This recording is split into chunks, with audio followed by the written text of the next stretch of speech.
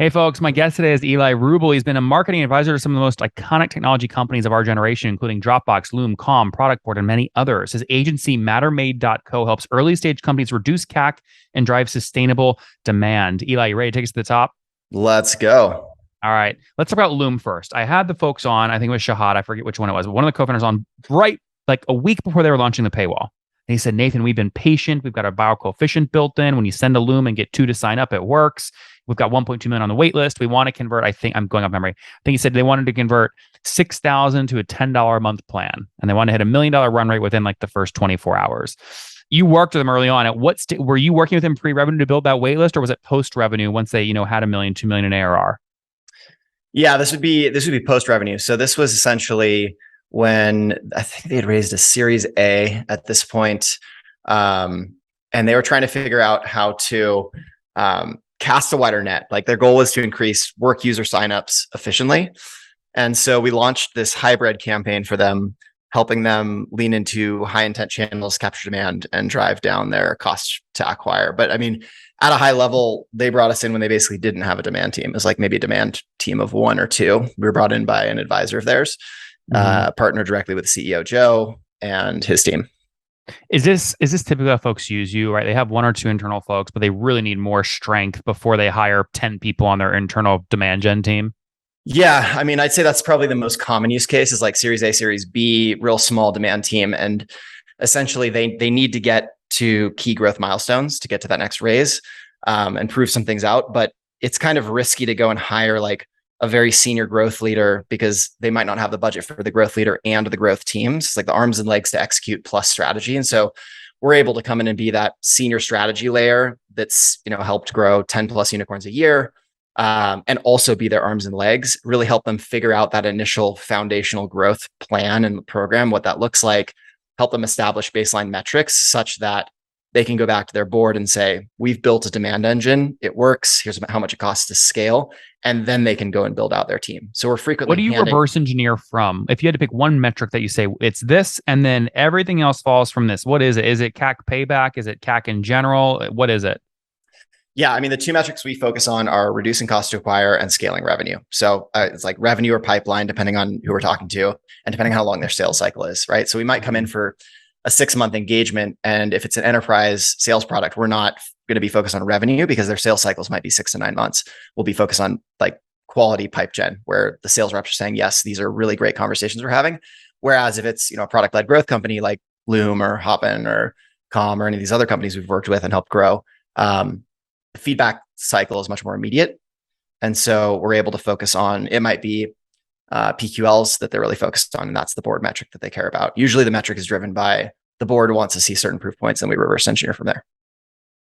Oh, what's going on there, YouTube? Good to see you guys. Now imagine this. You love watching these interviews with SaaS founders, but imagine if we took all of the valuation data out from over 2,807 interviews I've done manually.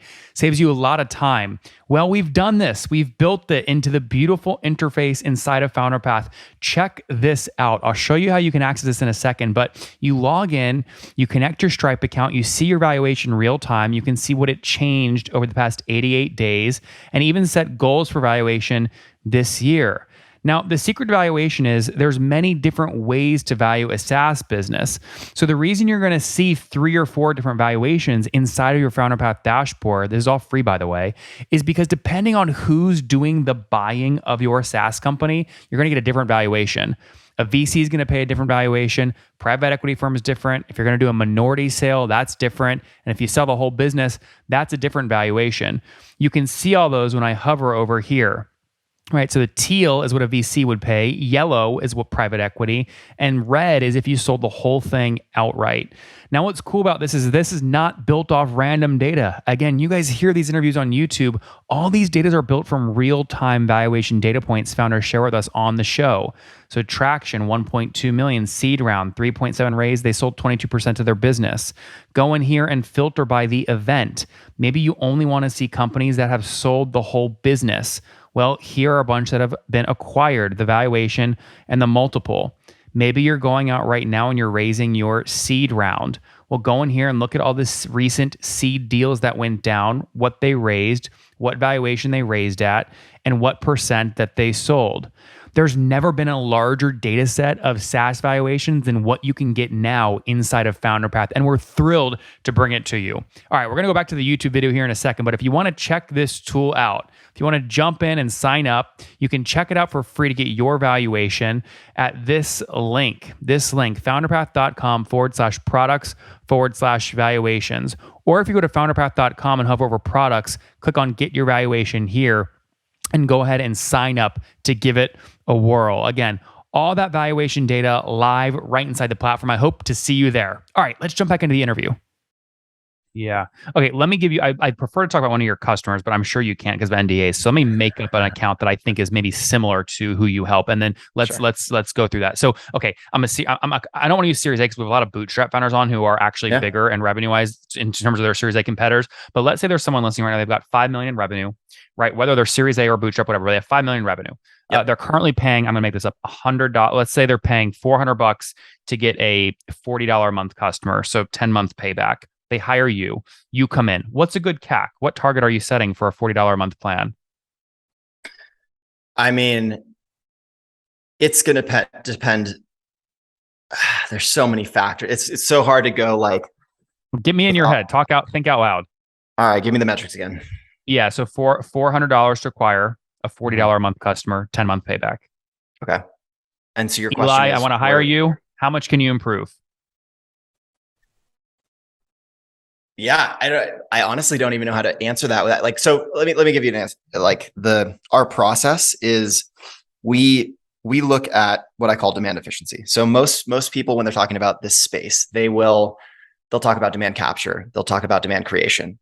And where we find the juice and what's different is we zoom out further and say, let's talk about demand efficiency, which is all of the different growth surfaces. And by surface, that could be something as common as, like the actual channels and how effective we are in those channels, but it could be the soft tissue between touch points. Like when a trial comes in, how is that handed off between sales and marketing? Or is there an upsell motion that is triggered by in-product behavior that then there's a certain handoff? So like there are all of the life cycle nurtures, like all of these different spaces where things can go wrong. And a lot of these companies, especially on the earlier side, ignore these surfaces. They are focused on. Eli, that was really valuable. You just gave 2: soft tissue between touch point. How is trial handed off? Is there an upsell motion triggered in on-product behavior? Give me a couple more of those questions. That was good.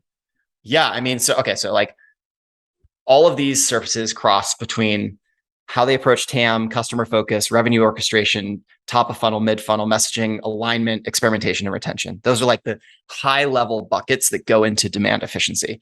And then within each of these, there are a number of kind of qualifying questions that will tell you how well you're doing in demand efficiency. I actually set up a survey that scores companies, and they can like fill this out on their own, and then get benchmarked against the industry leaders and see like, okay,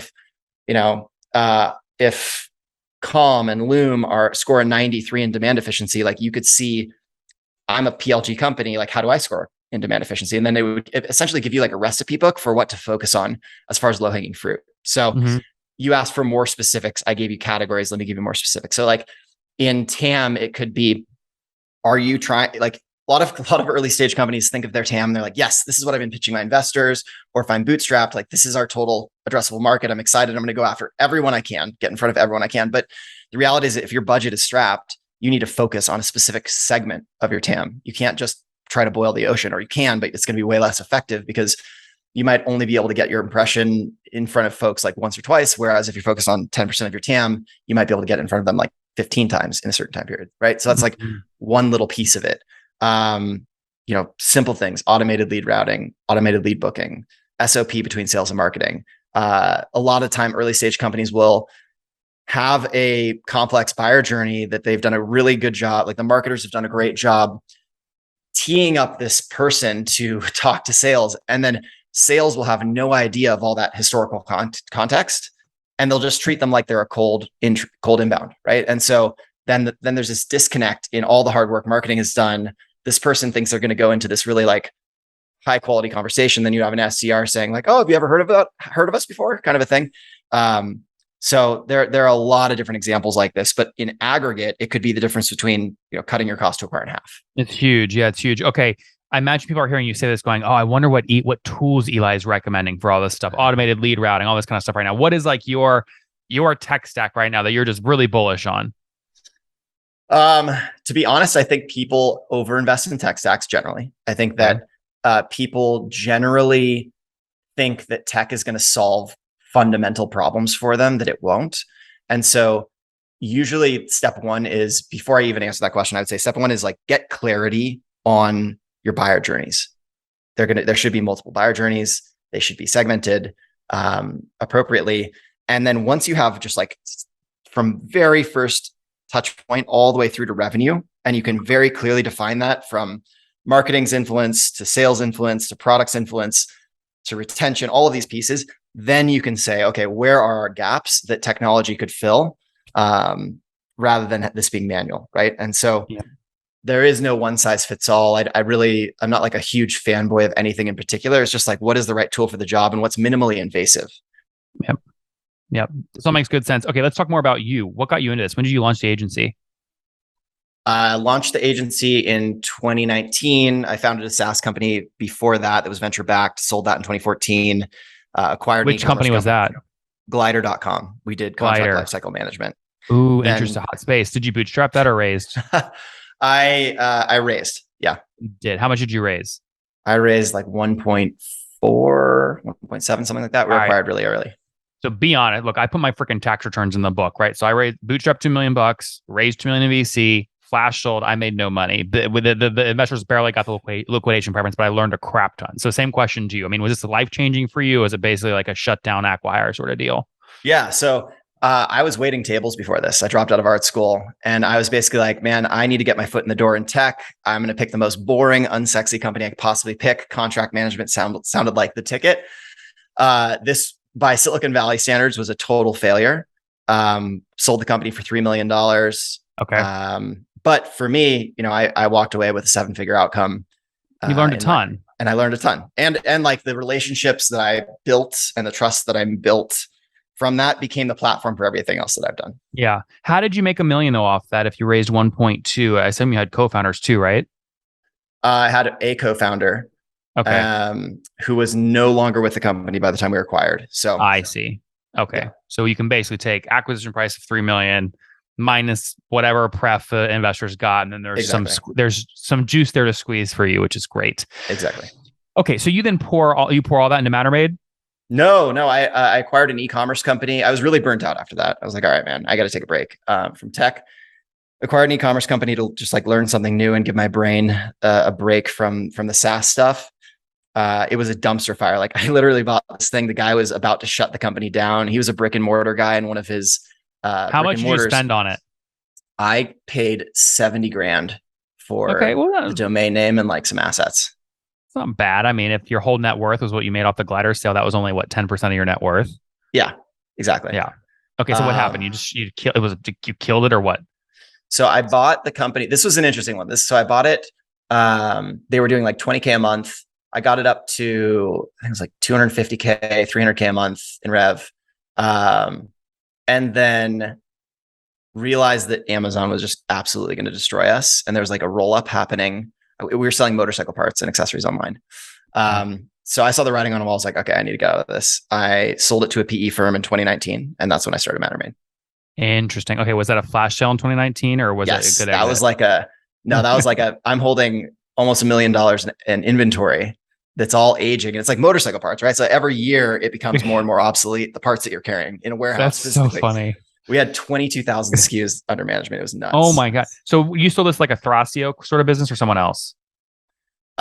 We sold this to a PE firm that was rolling up. They owned like bikebandit.com and a couple of other e-commerce motorcycle entities. Interesting. But the hat trick here was